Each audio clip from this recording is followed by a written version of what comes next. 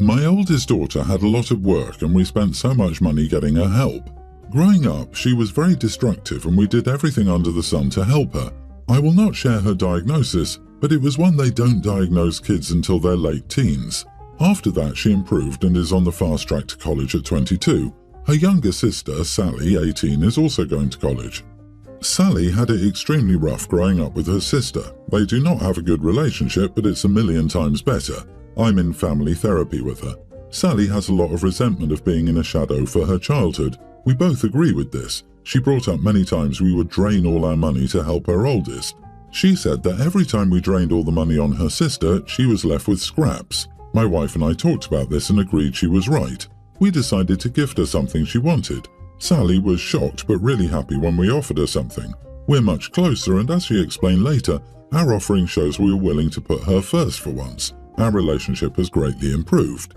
Sally asked for a car, so we got her a car. My oldest has been upset since. She keeps commenting that we never spent so much on her, so Sally must be the favourite. We've already talked to her about it. I got tired of the comments and made a list of how much we've spent over the years on every programme, special event and so on. I also brought up that we're still supporting her even though we could have stopped at 18. This resulted in a huge argument where she called me a huge jerk and said it was unfair Sally gets a car. I'm not counting the medical stuff like therapy, even though that did cost a ton of money. I'm talking about all the events we went on and gave her extra. For example, for a long time we would bond with her separately, and we even took her on a retreat with just her mom. Sally was left at home since people said she needed more one-on-one attention at the beginning. That lack of attention was the issue. It didn't help. All the extra stuff we bought to keep her calm, or everything she's broken in the home due to her fits. Sally couldn't have anything nice for years since she would break everything. Also, since our finances were drained so much, Sally rarely got anything. Birthdays were crap for her. We messed up hard on those with her. Am I the idiot for telling my oldest we spent that much money on her and me pulling out receipts? Not the idiot. Your oldest needs to grow up and realize that she's gotten a lot of advantages that weren't provided to your youngest. It sounds like she's so used to being first that she can't handle her sister being put first for once. Also, at the age of 22, if she wants a car, she can get a job and get one. This, LOL, at 22, I had 2 kids and was living independently. I wasn't in a great spot, but I worked my butt off and managed to get myself a vehicle the summer before my boys started kindergarten. She's pouting because her sister has justified feelings and is being compensated for being a ghost in her own home.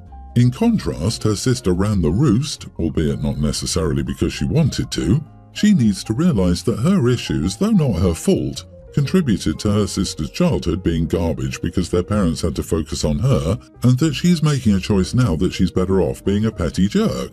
This. OP, you paid attention to the younger kid for once. Wow, such a monster. Seriously, your oldest needs to grow up and learn it's not always about her. You understand where you messed up with the youngest, and the youngest was put on the back burner because of the issues your oldest had. Everyone's the idiot here apart from your youngest. You really messed up with your youngest. I first thought you meant money that was spent on therapy, but retreats for just the oldest and mom? Special stuff? Do you think your younger daughter wouldn't have loved a vacation with her mom as well? Your oldest learned that she just had to act out and be rewarded with everything she wished for. That is still her way to go. Someone else got something she wants? Make drama so she gets spoiled and the same. So I, 25 male, am engaged to my fiancée Erin, also 25 female. Since we started actively planning our wedding, Erin's family, but mostly her parents, have developed an obsession with stating how tragic or sad and unfortunate, etc. it is that I won't have my real family there, and that there'll be no blood relatives of mine present for the wedding or our life together. Erin has told them that my real family consists of my dad's and my siblings, but they wave that off like it's BS. Erin has told them the topic is to be closed, and we've left on a couple of occasions because they brought it up since. But this last time I decided to be open. It was a dinner where Erin's immediate family and some family friends were present. Erin's parents brought it up again, how tragic it is. So I decided to divulge my feelings and my experience with adoption and my parents. Background: I was removed from my biological parents at the age of 5 and placed in foster care. I had a very unstable 2 years before I met my dad and my pa. I was 7 when I moved in with them, 9 when I became eligible for adoption, and that same year I welcomed the first of my 2 siblings. I was so lucky to find my parents and to end up with the family I have. I remember clearly some of the bad with my biological family, and I don't miss that. So I told my future in-laws that I didn't find it tragic at all. People who can make a 5-year-old feel so unloved that they never see a future where someone could care for them. You can be surrounded by those who share your DNA and never experience kindness or love. I told them I could not imagine having any of those people in my life today, and I couldn't imagine thinking DNA means more than love. I told them I was miserable being with those people and wished every day for someone to love me. I said I didn't know love until I was 7 and met my parents, and more specifically my dad, who embodies love and is hands down the most loving, caring, compassionate, and thoughtful person I've ever met. He is a shining example of someone who loves and has a deep capacity to love. I told them my true parents were the dad and pa who took in a kid who was so depressed and scared and dragged down that he didn't eat like an average person, was afraid to sleep, and would often cry when sleep did overtake him. I told them that my real parents were the people who walked me to school every morning, who sat and helped me catch up with school and homework. Am I the idiot? Definitely not the idiot, and it's good for Erin to fully back you up. You say a dad and a pa, so I assume you have 2 dads. I'm wondering if this is more their issue than blood, to be honest, which is really sad. Regardless, you put them in their place. You did nothing wrong. There will always be people who consider blood more critical, but I always wonder why they're married themselves. That means they love someone, not their blood, and choose to live with them for the rest of their lives. If it really is more about the adoption, then good. Good luck. I hope what you said sinks in. I'm glad Erin fully supports you. I, 25 female, and my husband, 26, recently had our baby. We both live together. I've also been exclusively breastfeeding, which has been challenging, not gonna lie. I've breastfed in public, but I never do it openly. I openly breastfeed in my own home. We haven't had anyone over since we brought our baby home. My husband suggested that his friends come over again on the weekend like he did before. I get along with his friends, and he brought them over every other Saturday or Sunday, so I was fine with this. Last Sunday, his friends came over to play video games. I usually just hang out on the couch while they do their thing or in the bedroom. I was breastfeeding my baby in the bedroom and I got hungry, so I went into the kitchen to get something. You can see into the kitchen from the living room, but I didn't think it would be a big deal since I was literally just feeding our baby. My husband and his friends noticed me, but his friends just looked over and continued what they were doing. My husband looked angry and he came into the kitchen and whispered to me to please don't breastfeed right now, right here. I told him I was hungry. This was our home and I didn't need to cover up. He kept pleading with me to go back upstairs. I told him to shut up. He got angry and told me that doing that around his friends was weird. His friends obviously heard this and they were all awkwardly listening. I was so angry and upset I just went back into the room and just waited for everyone to go home. My husband has been angry since this, and he told me he will probably not bring them back here again if I'm going to do that, and that I made his friends feel uncomfortable. I don't know if what I did was really weird or not, but I didn't have a wrong intention. I'm just breastfeeding. Am I the idiot? Friends. Oh, a normal, natural mother-child feeding time. Look away for her privacy. Husband. Don't breastfeed, woman. LMAO. I'm imagining this is how it went down. You are not the idiot. His friends didn't seem to care until he made a thing about it.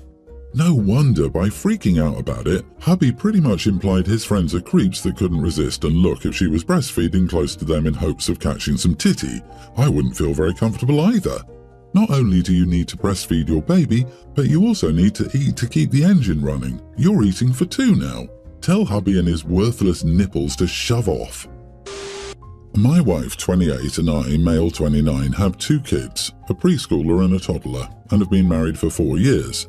My wife works part-time as a receptionist while I'm a full-time plumber. When our toddler was born, he was very sick, and as a result we have some medical debt. We're not currently struggling, but are living just at the point where we're comfortable.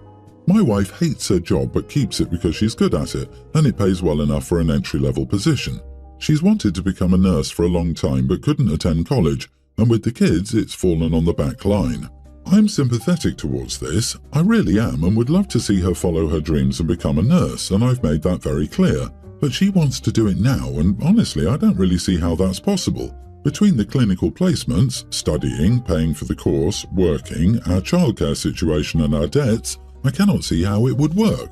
My wife says she's spoken with her parents and the kids would usually be able to stay with them and she could get a night fill job. But I don't feel like this is going to be enough. She'll be earning a lot less and I will have to work more hours to make sure we're definitely financially all right. This will mean I spend less time at home, can't contribute as much to household chores, which she'll have to pick up, and balance even more work. I said I couldn't support this choice and that she should wait a few years until the kids are in school and she has more time. She says I'm an idiot, that she has a right to be happy in her life and that I should support her. She says it's unfair that I get to enjoy my work, which I do, and she spends her days hating it. I agree it isn't fair, but I just don't feel like now is the time to go about this, and I can't support her choice to change careers. Am I the idiot? As someone who has been there and done that, I can say there will never be a good time. Now is a great time to pursue nursing. The need is there. I've been lucky enough to have had constant support in everything I've wanted to pursue and vice versa. Please be supportive. She wants to pursue something that will make her happy and your whole family will benefit as well. This is a win-win. But if they can't afford to live on one income, then waiting until you don't need childcare is the smart thing to do. Nobody will be happy if it's constant financial stress and less family time. Not the idiot. It's okay to ask her to delay it for a few years for the sake of your household's well-being. OP, you're too quick to shut her down though. At least let her check into some programs to see what's available. She could take prerequisite classes now and be ready to start once at least one child is in school. Many of these classes are online. I'm saying you could support her without risking your financial situation. I worked full-time while in nursing school and had several classmates who did too. I had a small child, and my husband was on active duty in the military. We did not live even remotely close to family. It's possible, but yes, it's challenging, and a huge payoff in the end. Where she's at, there isn't a growth opportunity, so she will always make the same. It sounds like you aren't willing to make short-term sacrifices so she can do this for her family. I mean, she could always divorce you and do it anyway. OP, you are the idiot. I, 25 male, am the oldest of my dad's many children that he's had throughout the last 25 years. As of right now, I'm the oldest and have been known as the oldest for the last 25 years. My mom was married to him when she found out he was cheating. She kicked him to the curb during her pregnancy with me, and right after I was born it was announced he was expecting baby number 2 with his affair partner, and one of my half-siblings was born a little while before my first birthday. I didn't grow up having a relationship with any of these children because my mom expected more than photo ops from my dad. She expected him to be a parent and help pay for what I needed, but he didn't want that. None of the other mothers of his kids chased him, so I was cut off by him and he floated around, never really working and being in and out of the lives of his other children. I met some of my half-siblings when I was a teenager, and I wasn't really interested in forming a relationship like they were. It was weird because the ones who reached out were not much younger than me, but expected me to take over as sort of a head of the family and the male role model. When I turned 20, a bunch more of them became known to me. 12 new, which made for 15 known at that point. Many of them were kids, so I didn't want to be a jerk and reject them harshly, so I spoke to their mothers and told them I would not be this amazing big brother their kids wanted. A couple of years ago, I was like, you know what, fine. And I joined a group chat with the siblings over the age of 13. I'm not very active, but I figure it would be good to at least know about these people so nothing ever happens there. It was that worrying for me that when I met my fiancée, we actually did talk to her parents and get a DNA test done because I have so many half out in the world that it's scary. Last week, a situation with my half-siblings became a little explosive. They were asking why I hadn't talked about my wedding with them. The half closest in age to me found out through social media, and it became a big deal that they were not going to be invited. Then it turned into, you're the oldest, you should be stepping up and acting as the head of the family and making sure you're there for all half-siblings we have or find in the future. I told them that was not happening and that I was not signing up to be responsible for everyone. They said I act like us having each other isn't a good thing. I told them I would never have chosen this, to have half-siblings coming up that will be over 20 years younger than me, half-siblings maybe even older than me for all we know, and never knowing if the people I meet could be my half-siblings. I told them I was not her sperm donor and I would not take responsibility for this. They called me an idiot and said I should embrace this huge family.